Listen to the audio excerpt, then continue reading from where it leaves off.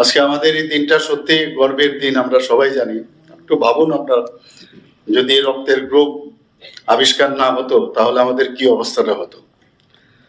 তো আজকে এই দিনে যার জন্মদিনকে আমরা সামনে রেখে, যিনি এই ব্লাড গ্রুপ আবিষ্কার করেছিলেন, যাকে একটু আগে আমরা সবাই এখানে পুষ্প দিয়ে ওনাকে আমরা সম্মান জানিয়েছি, কার্ল ল্যান্ডস্টাইনারের জন্মদিন। এবং ওনার জন্মদিন 14ই জুন। তো আমার পূর্ববর্তী বক্তা বিস্তারিত ওনার সম্পর্কে স্বাগত ভাষণে এখানে রেখেছেন। যদিও আমাদের সবাই জানি যে এ বি ও বা এ বি, আমরা পজিটিভ ব্লাড গ্রুপ আমরা যদিও জানি যে 4টা, কিন্তু আসলে আমাদের টোটাল হিউম্যান বিইং এর 8টা গ্রুপ আছে। যদি নেগেটিভ RH ফ্যাক্টর আমরা যদি ধরি, RH নেগেটিভ, তাহলে 8 গ্রুপের আমাদের হিউম্যান বিইং এ আমাদের ব্লাড রয়েছে।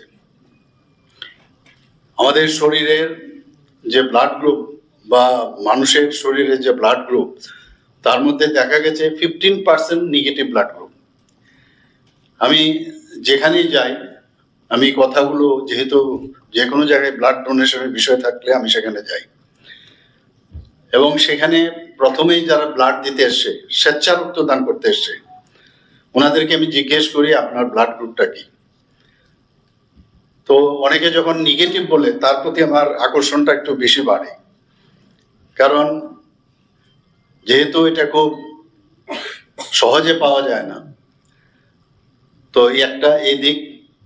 আরেকটা দিক হচ্ছে, অনেককে জিজ্ঞেস করি যে আপনি কতবার দিয়েছেন। অনেকে আছে যে এই প্রথমবার দিচ্ছে, তো তার একটা পালপিটেশন থাকে। আমি নিজেও মাঝে মাঝে পালস দেখি যে কিরকম, মানে জাস্ট চেক করি ওকে, এটা হয়। কিন্তু আমি জানি আজকেও একজন এরকম দেখলাম যে প্রথমবার দিচ্ছে। আমি বললাম এরপর কিন্তু দেখবে তোমার দিতে আর সেই অসুবিধা হবে না, মনে হবে যে এটা দেওয়াটা খুব ভালো, এবং এতে উৎসাহিত হয়। মেইন হচ্ছে যে মেইন ব্লাড ডোনেশনের উদ্দেশ্যটা কি? উদ্দেশ্যই হচ্ছে যে এই যে প্রচার প্রসারের মাধ্যমে অন্যান্যরা যাতে উদ্বুদ্ধ হয়। ত্রিপুরাতে ব্লাড ডোনেশনের ক্ষেত্রে আমরা কিন্তু এখানে একটা ইতিহাস আমরা সৃষ্টি করেছি। আমি জানি না অন্যান্য জায়গায়, আমি যখন কলেজে ছিলাম সেখানেও আমি যখন ব্লাড দিয়েছিলাম, মনে হচ্ছে যে once in a blue moon, মানে এটা কিন্তু নিয়মিত হতো না সেখানে।